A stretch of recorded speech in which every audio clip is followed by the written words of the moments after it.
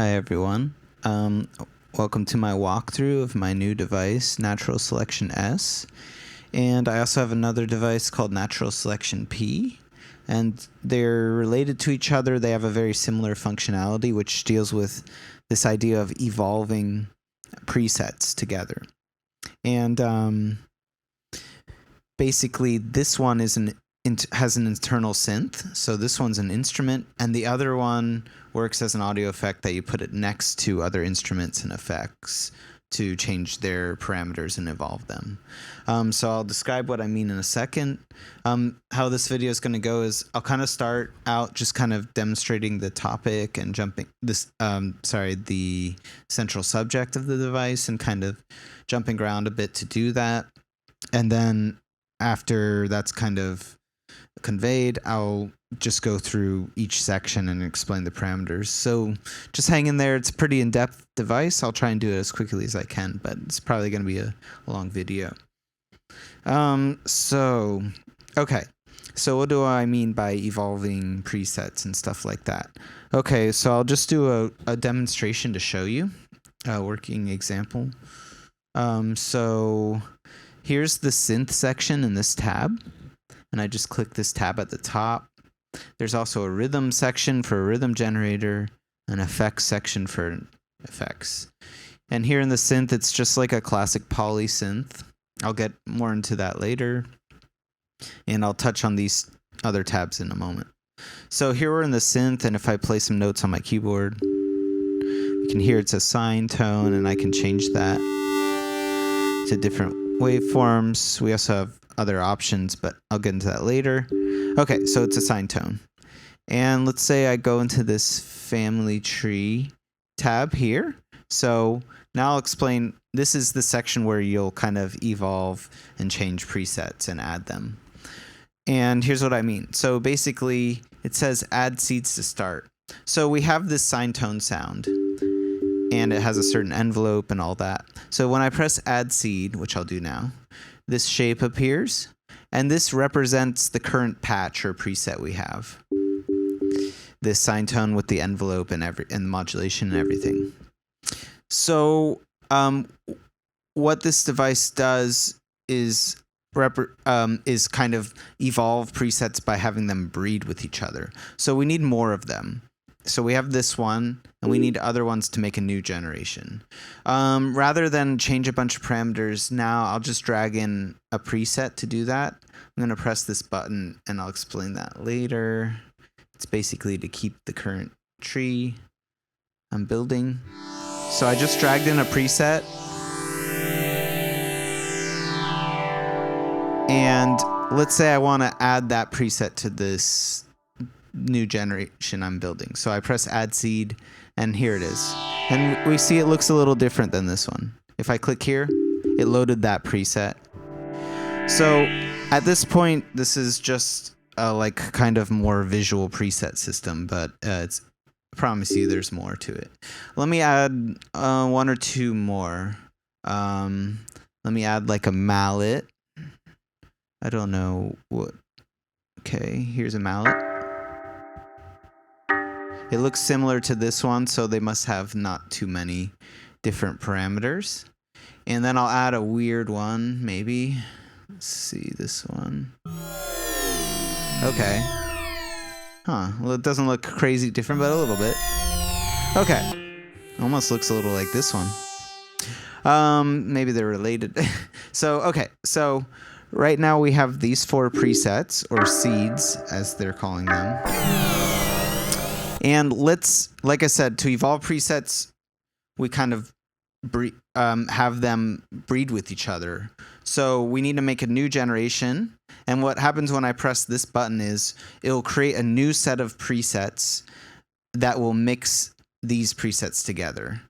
And so I'll press that, and here's their children. So basically, the presets values are treated as DNA. And that's similar to other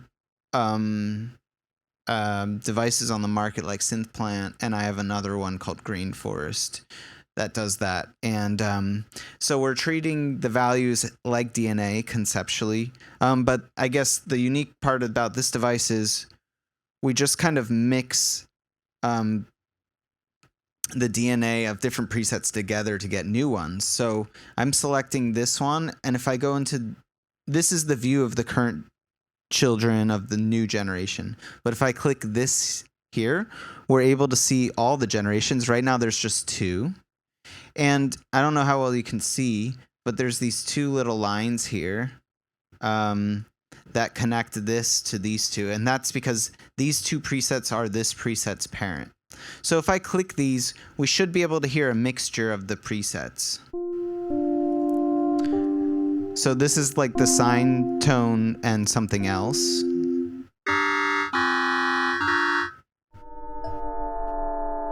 This one sounds kind of cool. It's a little quiet.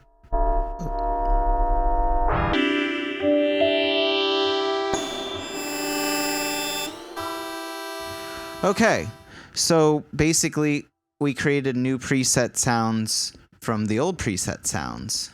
And so if I were to continue to do this and say, decide which ones I liked, then over time, they'd kind of, the sounds that you'd like would more dominate the kind of gene pool that follows. And so, you'll kind of have this evolution towards these sound preferences you have. And if you add some mutation, some randomness in it, you can just open the doors to all sorts of other ways of working with that.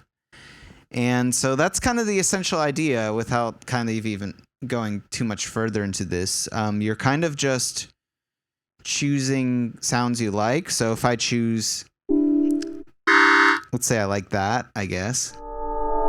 Let's say I like this one. Let's say I like that one. Let's say I like these 3.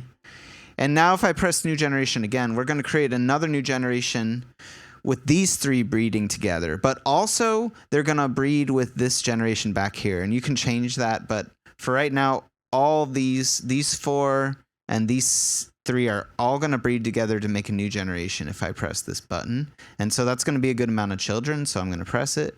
And here we have all these children now. So let's say I like that. Let me turn this down.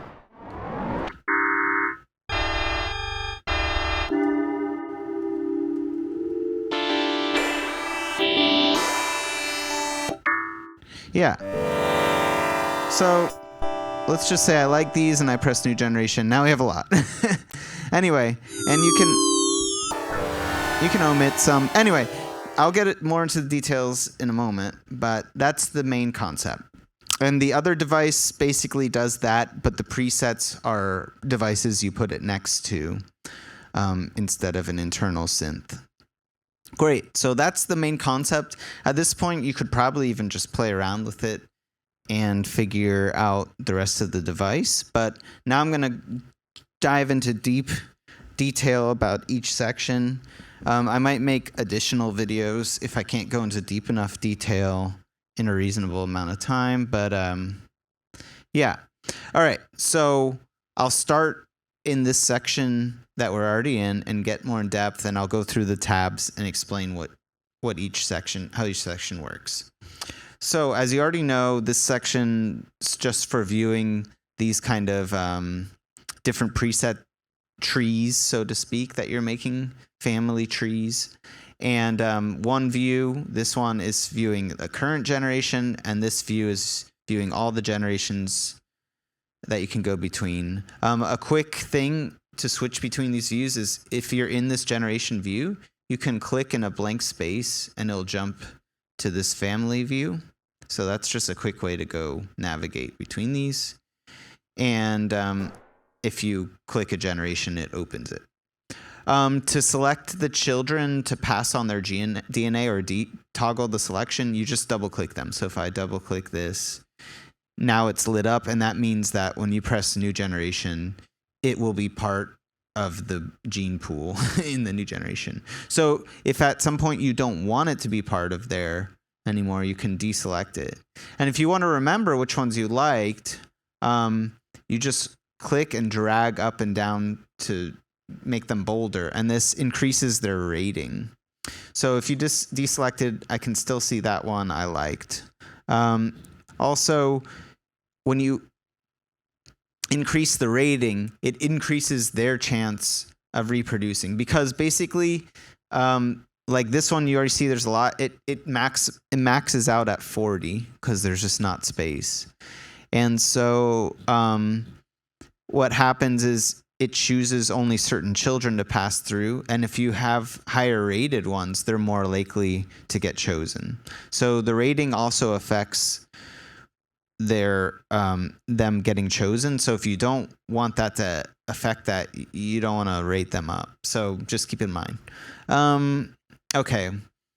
So there's these buttons you'll see that kind of hover around the children you're hovering over. And so they do different things. Okay. So if you're a child, not in the first generation, but a child. So if I'm this child or this child, and let's say I didn't like this sound or something, if I press this button at the top, this refreshes the child. So that just means that the parents remix their DNA, which is mixed at random, to create a new child. So here's the child now. And if I press this again, now the parents remixed. And if I do it again. So these are different variations of the parents' DNA being mixed. Okay, so that's what the button at the top does. Now, if you're in the first generation, these are the seeds. So they don't have parents. So if you press that button, what it'll do is just like add another seed in the place of that one, based on the current values. And I'll explain that in a second. Now, the bottom button, this one here, this one sets the current values. So that's the current values of the synth, the current sound, which is the sine tone. It sets those into the slot, into the child or seed or whatever that you're hovering over. So you see, this is the sine tone, and this is the shape of that. If I hover over here and press this, it's going to save this current sound that's loaded, because we have this circle around it. That means we loaded it.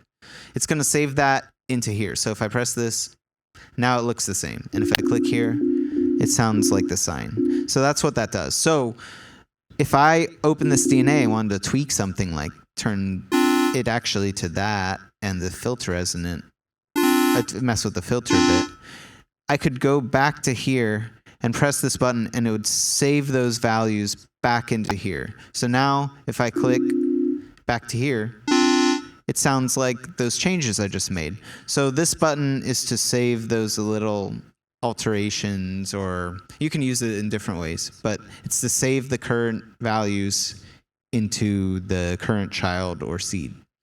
Okay, so that's all the mouse interaction. Okay, now I'll talk about this side. So this button adds seeds. So it just adds seed or children to this first generation. And then you can choose how many to add. Usually you'll just add one, but you can add up to 40 if you want for some reason. So you can just add one for now. And so this says where the seed gets its values. Like I said, these don't have any parents. So where did they get their sound from? So you have two options. One option is when you press it, it just copies the current values and makes a seed from them. And that's what we've been doing. And next to it, there's something called chaos. So that basically just randomizes them. So if I load this sine seed and I add a little chaos, 11%, that's a good amount of randomization. That's a lot. And if I press add seed, it's going to create a new seed with these values, but 11% randomized. So here it is. It doesn't look that different. And if I press refresh, it's going to keep adding a new seed in that place, randomizing the current values at 11%. So I can just keep randomizing. And, I was going to say it's not really going in any good direction, but that's not horrible. Okay. And then the other option is to just add a seed from complete random values. So I'll do that and look. And chances are it won't make sound or it'll explode. Nope, let's make a new one. Ooh. So if you're gonna do that, there's an inbuilt limiter, but if you're gonna do complete random values, I recommend putting your own like hard limiter as you discover that. But anyway, the purpose of doing this is actually what was at the heart of me making the device, is like kind of, you have all these random parameters and you kind of choose which ones start to sound good. And then over generations, that sound will kind of evolve and become more like a new sound will emerge based on your preferences. And I was kind of like at the heart of why I made this. So although random values have a lot of misses, it's just kind of like life or whatever. You know, they just don't pass their DNA until the ones that work do, and the presets that breed well together, you'll choose their children, and the ones that don't, you won't choose them. Anyway, I might make more deep dive about all of that and what I was thinking about, but maybe I'll keep going for now. Okay, so this one doesn't sound good, so yeah, I'm not double clicking it. Okay, so now this row, mutation. So lately, or so far, let me clear this. So far when we've been creating new generations, we've just been mixing the parents' DNA. So like these two parents mix their DNA to make one of these children and so on. But when you add mutation, right now it just mixes their DNA at random, and when you increase the mutation, it just increases the chances that one of those values will mutate instead of pass normally. And what will happen is based on the mutation mode. So if the mode's random, then right now there's a, let's say, 1% chance when the values are copied that they'll mutate, and what will happen is they'll just get a random value. And copy error, which is, I guess, a little slightly in the step towards actual DNA copying or whatever, mutations. Right now when it mutates instead, it gets a copy error. So instead of getting the value it's supposed to, it gets like one of its neighbor values. Okay, so that's how mutation works. So mutation's pretty cool. I'll just touch on it a little bit. Like especially for like creating new variability in the sounds and the genetics. So I don't know, I kind of just play with it. It depends on my intentions. Like if I want to kind of focus in on the sounds that are there now and play with their combinations, I won't turn the mutation higher. I'll keep it off, or I'll keep it very low because there's like a couple hundred at least parameters per these. So if you're at 0.5% mutation, that means there's like, I don't know, a couple mutations in every child at least, roughly. So yeah, be careful with turning this up. Now, if you want to add a lot more variability to the sound, you turn it up and you'll get a little bit more misses, but then you'll start to get a lot more really out left field hits, and it's really cool. So yeah, I kind of play with it. It depends over the tree. Like some generations I'll have more mutation than others, and it's kind of fun conceptually thinking about that. Anyway, so then I already explained new generation. Undo generation just removes the last one that you made, and if you press clear, if I press it, it'll open this dialog and it'll say double click presets to start a new tree with. So if I press clear with selection now with 0 selected, it'll just clear everything. It'll clear this whole tree and I'll be at square one. Otherwise, I can double click ones that I want to save. Let's say I like these 4. Now if I press clear selection, it'll delete everything but save those 4 and make them seeds. So I did that, and now we just have this one generation with those 4 as seeds. Okay, cool. So you can just harvest the sounds you like and start over and clear the clutter because it maxed it out at 10 generations. Okay, so that was really in depth, but that was one of the most in depth parts. So bear with me, we're almost through actually, even though there's a lot more seemingly. Okay, so now is the morph section. I think this is a little straightforward, and right now I'm kind of working on this, so By the time it releases, it will be fine, but let's see if it causes me any trouble in this video. So this is a section where you could kind of morph between presets, and you just kind of assign them. And in each of these corners, you can assign a different preset or child or whatever. And you have 8 corners, and then this kind of blends between them. So let me just show you. So if I press this little plus, now I go back to the tree and I select a preset for morphing, and I can always cancel. So let's say I'm on this sound now, so I'll click that, and it's in that corner. And let me throw a different one in this corner. Maybe that one. And then, I mean, I'll just throw these 4 in the 4 corners, I guess. Okay, so those 4 sounds are in this corner. And now if I move between them, I don't know if this is going to work well. It depends on the sounds. So in that corner is this sound. Oh yeah, these are not going to blend well. Well, let's see.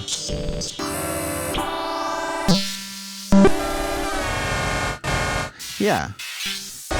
And then if I were to say, let me make a new generation and have more sounds, let me just randomly add 4 other sounds to this corner, to this side. Okay. And then if I go here, let's see.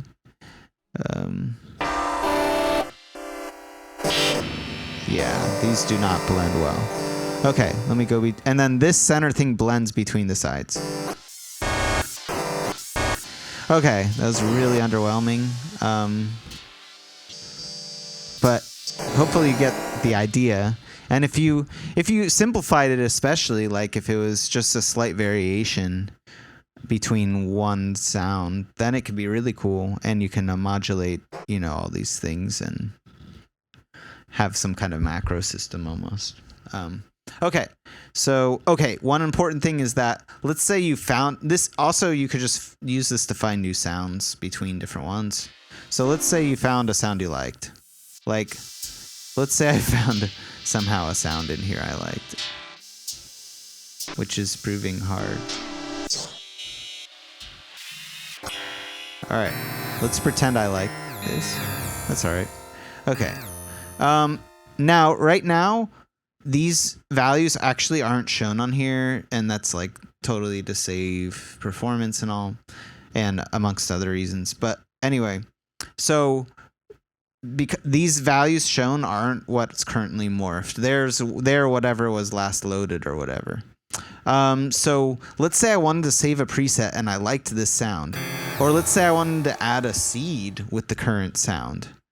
Right now, the current values are not the morphed values, they're these. So in order to do any of those things, I have to press this button, Save Values. And that will send these current values to here so that you can save them in a preset, or you load them with your live set, whatever. So let me press that. Okay, so there's just a bug, and I have to work on that. But anyway, that's something you have to do, and this will be fixed before the release. But you have to press Save Values, and that will send them to here so that you can save presets, etc. Okay, those are the 2 biggest sections. Let me load in a... whatever. Okay, so now I'll talk about these 3 sections, which should go quick because they're pretty like things most people are familiar with. Okay, so these 3 sections are the synth, the rhythm generator, and the effect system. So they're just the sound itself. This family tree and morph, they're the same on the other device, basically. And these are just dealing with evolving the presets, etc., and morphing them. Okay, so the synth. The synth is, like I said, a pretty straightforward polysynth. There's a couple interesting things otherwise. So there's 2 sources. There's a 1 and a 2 to switch between them. And then down here is the modulation system. Okay, so 2 sources, just like, you know, a lot of polysynths have 2 sources. And each source is identical in its options. So... just to jump, here it says voice type. So right now we're on a basic oscillator for this voice. So let me turn this one off. I'll turn the effects off. Okay, basic oscillator, and like I showed you before, you can change the shape, you can morph it, and you can map that here and all.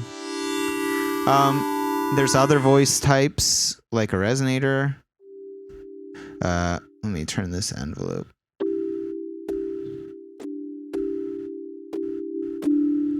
Okay, so there's a resonator, there's a string, there's a wavetable.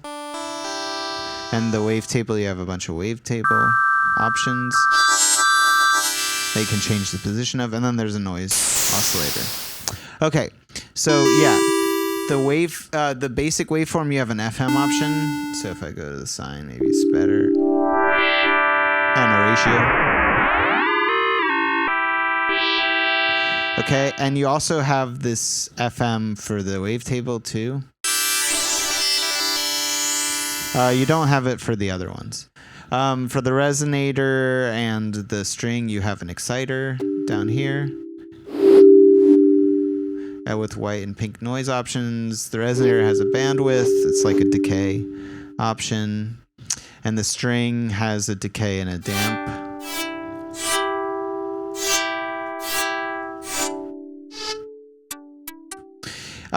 Okay, now there's something else that takes us all to a different place. So is this partial system here. So right now there's just one partial, so it's just like if I play one note, it's just like a sine oscillator. And if I add partials,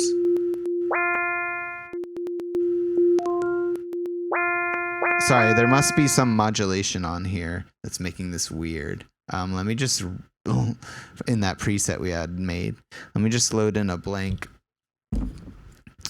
Okay, so here's a sine tone. And let me turn up the partials.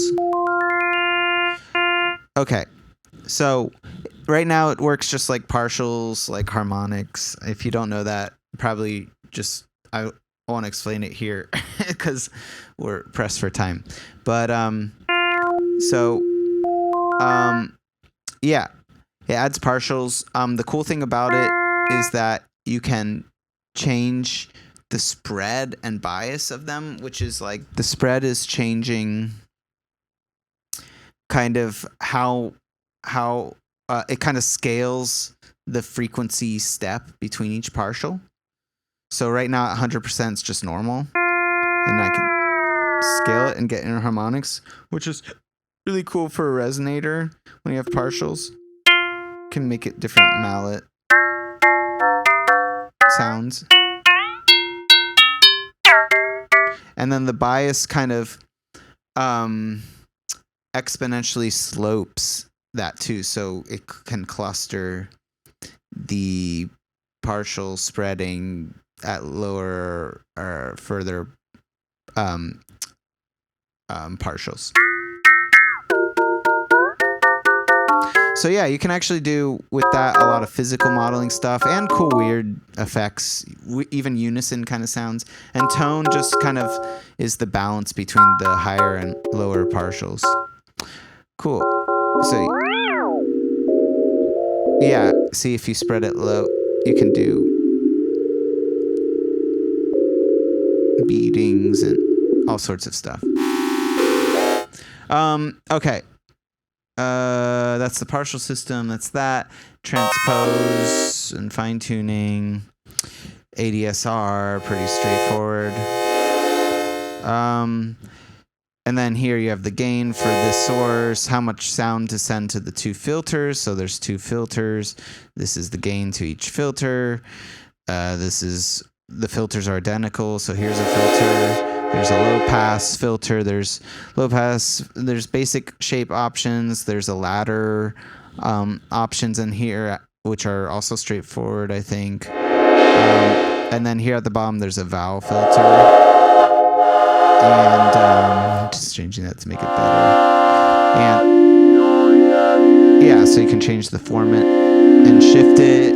You could, if you wanted the shift to follow the key, you can do that in the modulation section. You can change the spread and the bandwidth, kind of.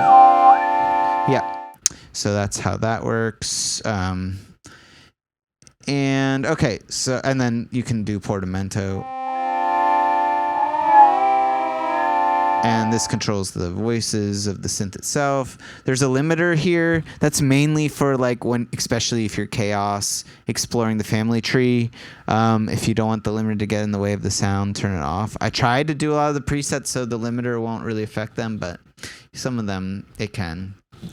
So yeah, and pan volume. All right, and then down here at the bottom, well, here's the other voice you could do stuff with. And then here's the modulation section, really straightforward, just two LFOs with standard parameters, syncing and retriggering, envelopes, two of them, and then here's all the parameters.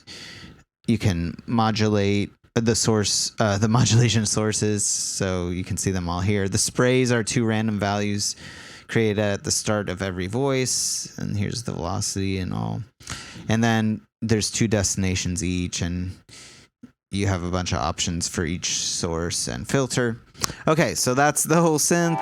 And then you have this rhythm generator. And yeah, it just has not too many options. So there's the trigger, so the rate of the trigger, which creates the notes. So it just generates MIDI notes. And then you can lock this to Live's transport with this button, so it'll only run when I run Live's transport. So here's the rate of the trigger. You can synchronize that rate too. You can swing it. Most swing is like kind of far below 50%. It's kind of quite on. And then once it gets further, it's like beyond a normal swing, and you can just have two notes happening at once. All right, so here, this section's the gate of the triggers. So the trigger doesn't create a note every time, it gets gated, and the gate is what creates like the rhythms and stuff other than the swing. So you have two options for gating. You have Euclidean sequencer, which is what's on, and it's pretty standard, except for one thing that I wish all Euclidean sequencers did here at the bottom, which is to slope the Euclidean sequence itself so that it clusters the notes at either the beginning or end of the sequence. So you can get a lot of options of rhythms with that. Otherwise, if you don't know Euclidean rhythms, you should maybe look into Euclidean sequencers. There's a direction for it here and the offset. All right, the other gating option is random. And so this bias just says the percentage of the time that it'll create a note upon receiving a trigger. So you can see that here, 30% of the time it's going to create a note from the trigger. And then you can just modulate that bias bipolarly here. And then down here's the modulator, the shape, and the frequency. Okay, so then this section is the pitch it creates when it receives a gated trigger.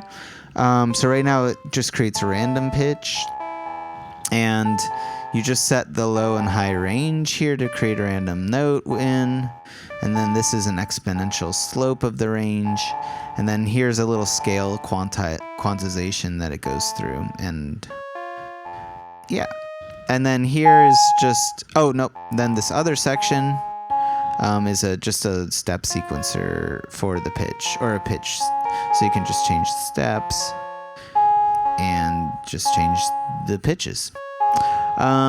Okay, and then over here is just kind of a similar random system as I used here, but for velocity and duration. So there's low and high and an exponential slope for each of them. All right, and then the effects, they're pretty straightforward. You got distortion with a filter, chorus, phaser, delay, reverb. I think pretty straightforward. Okay. Now, the only last thing to talk about is this up here, this preserve. So I'll talk about these two first. So let's say you had a bunch of seeds and stuff like that, and you're switching between them. But let's say you didn't want your rhythm to change. You liked this rhythm. You can click preserve rhythm, and then when you switch between the seeds and all, it won't change the rhythm values. Or if you morph, it also won't change them. And same thing with effects. If I click this box here, then if I load different presets, you know, if I turn on these and load these, it won't change these. Okay, and these switches turn off and on the rhythm and effects. Okay, and then the very last one is preserve tree. So if I wanted to load in a new preset, let's say like a mallet sound, and add it as a seed or whatever. But let's say I load in that preset, but I don't want to lose the tree I'm building here or whatever. You have to press this preserve tree. And then I can load in this keys preset right now. And add that seed. And this other keys preset. And add that seed. If I don't press preserve tree, let's say I turn it off now and I drag in a preset, the tree disappears and it just loads the preset. So you have to press preserve tree if you want to load in new presets to add to the tree. All right, I think that's everything, and it's very in-depth. I'm sure this video is very long. Thank you so much for getting the device or being interested. And again, now that you've gone through this video, the other video, the other device you should be able to pick up easier. All right, thanks.